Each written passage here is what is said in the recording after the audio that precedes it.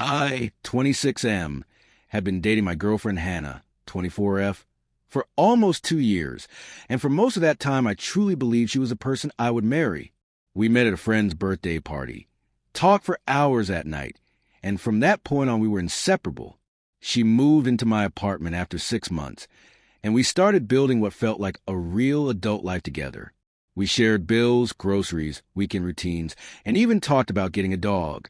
From the outside, we looked like a normal, happy couple. But there was something about Hannah that I could never fully understand. She was extremely private with her phone. She always kept it locked, always took it with her everywhere, even into the bathroom. If I ever touched it to pass it to her, she would grab it quickly like she was afraid I might see something.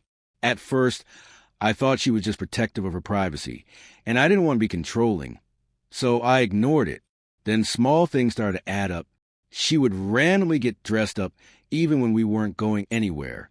Sometimes she would say she was meeting a friend, but she wouldn't tell me who. Sometimes she would disappear for hours with vague explanations like, I just needed to clear my head. Whenever I asked questions, she would get defensive and say I didn't trust her. I didn't want to be that jealous boyfriend, so I tried to push the doubts away. One night, Hannah went to bed early because she said she was tired. I stayed up watching YouTube.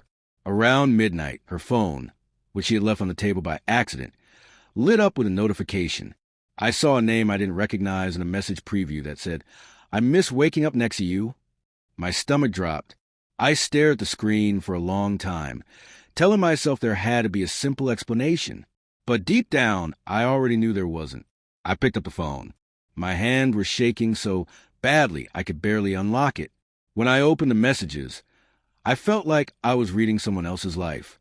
There were hundreds of texts between Hannah and this person. They talked about their days, about missing each other, about arguments they had. They talked like a couple, a real couple. And that's when I realized something horrifying. Hannah wasn't just cheating. She was living an entire second life that I knew nothing about. As I kept scrolling, the truth became even worse. The man she was talking to wasn't just some random guy. They had been together for over a year, almost as long as she had been with me. In the messages, Hannah talked about her other apartment, about cooking dinner for him, about staying over at his place when she told me she was working late or visiting friends. She told him she loved him. She told him she couldn't wait until they could finally be together for real. I felt like I was going to throw up. Every memory I had of our relationship suddenly felt fake. All those nights she said she was tired. All those weekends she disappeared. All the moments I thought we were building something together. It was all a lie. I found photos too. Pictures of her in another apartment I had never seen. Pictures of her smiling in another man's arms. Pictures of them celebrating holidays I thought she had spent with me. She had literally split her life in two and managed to keep me completely in the dark. I sat there on the couch, staring at the phone, while she slept in our bed like nothing was wrong.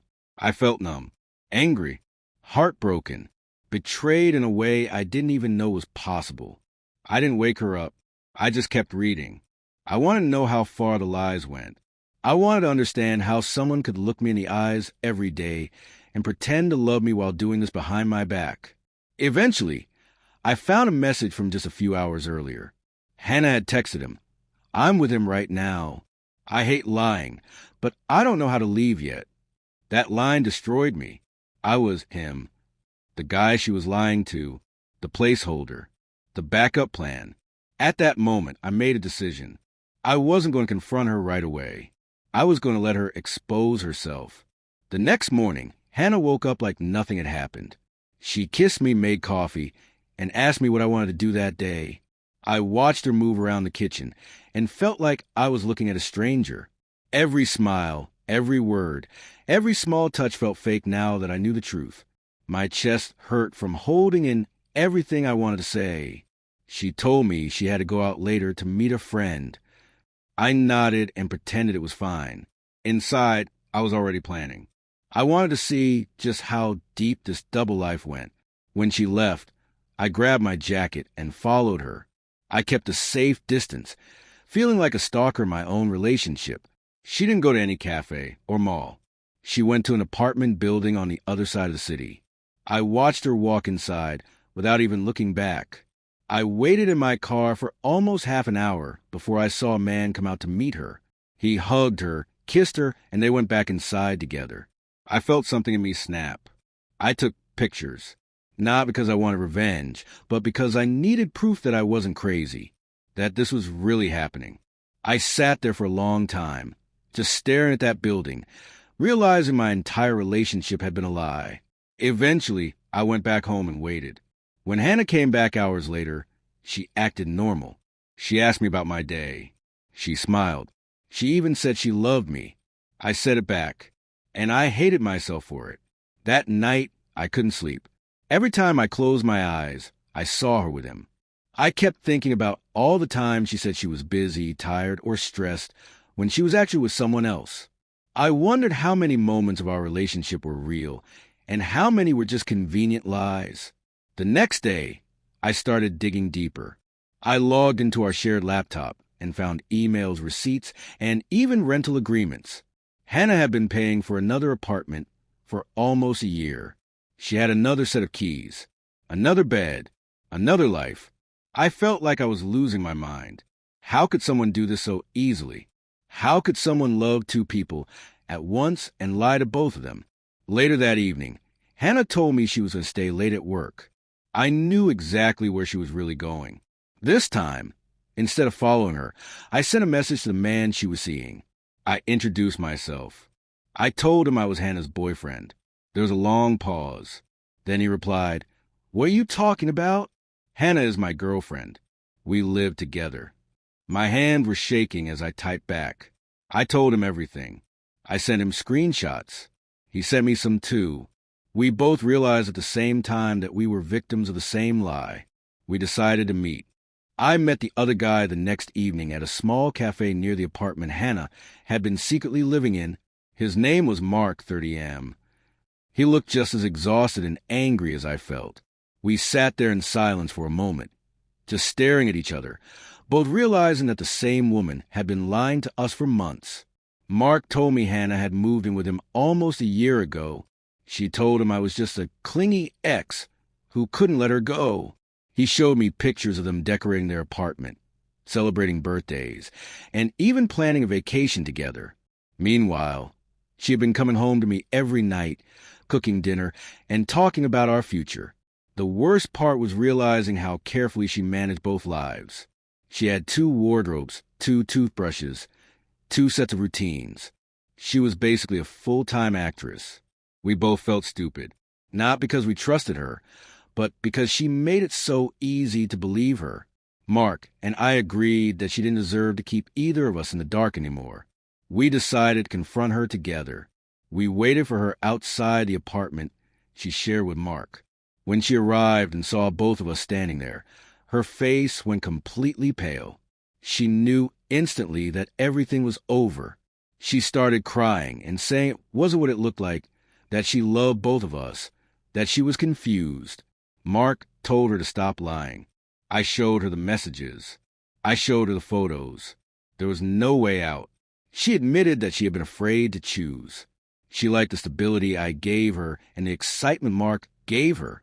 She didn't want to lose either, so she tried to keep both. I told her she had lost us both. She begged. She promised to go to therapy. She promised to fix everything.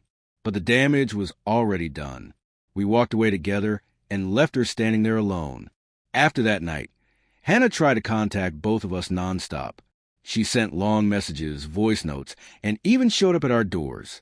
She told me she couldn't sleep, couldn't eat, and that she had ruined her own life. Mark told me she was saying the same things to him. It was clear she still didn't fully understand what she had done. Mark and I started talking more. It was strange, but we were the only 2 people who truly understood what the other was going through. We compared stories, timelines, and lies. The more we talked, the more we realized how carefully Hannah had planned everything. She knew exactly what to say to each of us to keep us trusting her. We also found out she had borrowed money from both of us, using different excuses. She used my money for her work expenses and his money for family emergencies.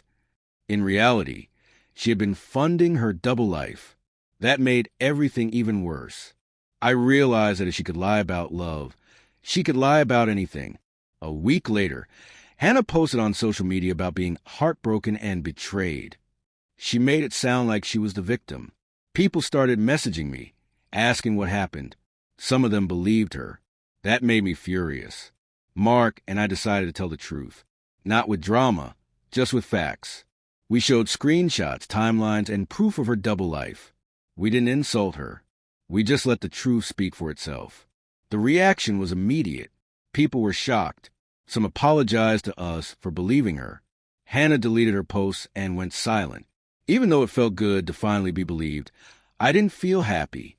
I just felt tired. Betrayal on this level changes how you see people forever.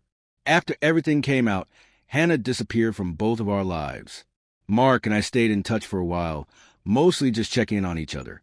It was strange how two people who had never met before could become connected by the same betrayal. I moved out of the apartment I had shared with Hannah.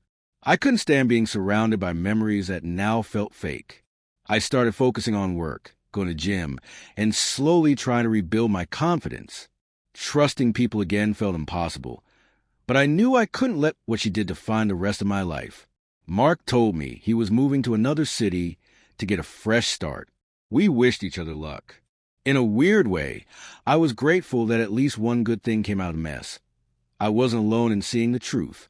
Sometimes, I still think about Hannah and wonder how someone can live such a double life without breaking. But then I remember the lies, the manipulation, and the months of betrayal, and I know I'm better off without her. It has been several months now. I'm dating again, slowly and carefully. I'm learning to trust my instincts and not ignore red flags. The whole experience taught me that someone can look you in the eyes, say they love you, and still lie without hesitation. Some mutual friends told me I was cruel for exposing Hannah and not giving her a chance to explain herself. They say people make mistakes and deserve forgiveness. Maybe that's true sometimes. But this wasn't one mistake. It was an entire year of lies, planning, and emotional manipulation. So Reddit. AITA for confronting my girlfriend with the man she was secretly living with and exposing her double life, even though it completely destroyed her reputation and her relationships.